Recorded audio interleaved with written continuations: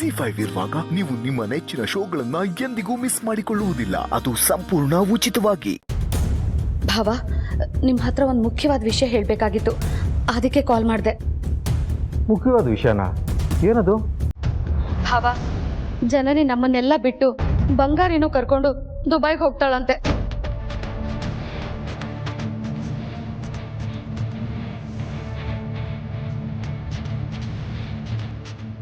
ಏನಮ್ಮ ಹೇಳ್ತಿದ್ಯಾ? ನಮ್ಮನ್ನೆಲ್ಲ ಬಿಟ್ಟು ದುಬೈಗೆ ಹೋಗುವಂಥದ್ದು ಏನಾಗಿದೆ ಅವರಿಗೆ? ಅಲ್ಲ, ಇಂಥ ನಿರ್ಧಾರ ಯಾಕೆ ತಗೋಬೇಕು? ಇದು ವೀರಯ್ಯನಿಗೆ ಅಖಿಲನ್ ಗೊತ್ತಾ? ಅವ್ರೇನು ಹೇಳಿಲ್ವಾ? ಗೊತ್ತು ಭಾ.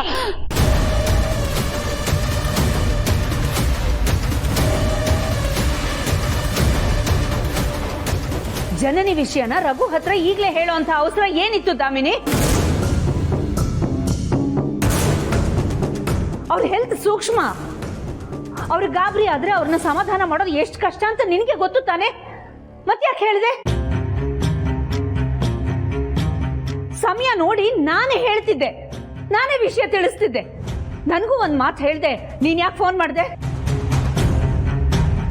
ಅಕ್ಕ, ಅದು ನಮ್ಮ ಕೈಲಿ ಜನನಿನ ದುಬೈಗೆ ಹೋಗೋದನ್ನ ತಡೆಯೋಕ್ಕಾಗಲಿಲ್ವಲ್ಲ, ಅದಕ್ಕೆ ಭಾವನ್ಗೆ ಹೇಳಿದ್ರೆ ಅವ್ರಿಗೇನಾದರೂ ಮಾಡಿ ಜನನಿ ಹೋಗೋದನ್ನ ತಡೀತಾರೇನೋ ಅಂತ ಭಾವಂಗೆ ಫೋನ್ ಮಾಡಿದೆ ಅಕ್ಕ. ರಘು ಇನ್ನೂ ಲೈನಲ್ಲೇ ಇದ್ದಾರಾ? ಹ್ಞೂ ಅಕ್ಕ. ನಾನ್ ಮಾತಾಡ್ತಿರೋವಾಗಾದ್ರೂ ಫೋನ್ ಕಟ್ ಮಾಡಬೇಕು ಅನ್ನೋ ಪರಿಜ್ಞಾನ ಇಲ್ಲ ನಿನಗೆ? ಫೋನ್ ಇನ್ನೂ ಆನ್ ಅಲ್ಲೇ ಇಟ್ಟಿದೀಯಾ? ಅಖಿಲ, ನಾನು ಎಲ್ಲ ಕೇಳಿಸ್ಕೊತಾ ಇದ್ದೀನಿ. ನೀನೇನು ಗಾಬರಿ ಆಗ್ಬೇಡ, ನಾನು ಆರಾಮಾಗಿದ್ದೀನಿ. I am okay. Sorry Raghu, ನನ್ನ ಕ್ಷಮಿಸ್ಬಿಡಿ.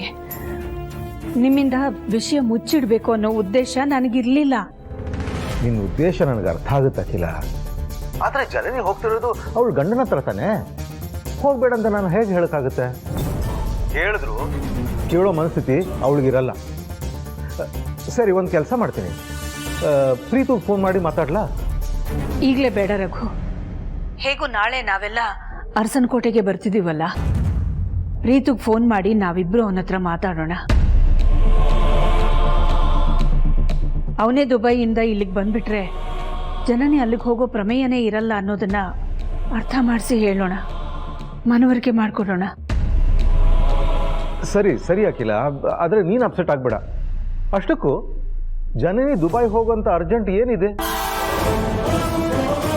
ಅದು ನನಗೂ ಗೊತ್ತಿಲ್ಲ ರಘು. ಅದು ಅವಳ ಪರ್ಸನಲ್ ಮ್ಯಾಟರ್, ತೀರಾ ವೈಯಕ್ತಿಕವಾದ ವಿಷಯ. ನಾನು ತುಂಬ ಪ್ರೆಸ್ ಮಾಡಿ ಕೇಳೋಕ್ಕಾಗಲ್ಲಲ್ಲ.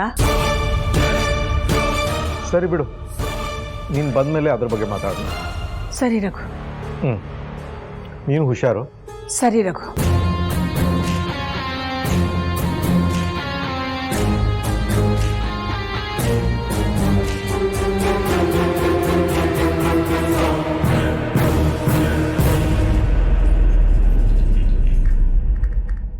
ZEE5 ಆಪ್ ಡೌನ್ಲೋಡ್ ಮಾಡಿ ಎಲ್ಲಾ ಸಂಚಿಕೆಗಳನ್ನು ಸಂಪೂರ್ಣ ಉಚಿತವಾಗಿ ನೋಡಿ.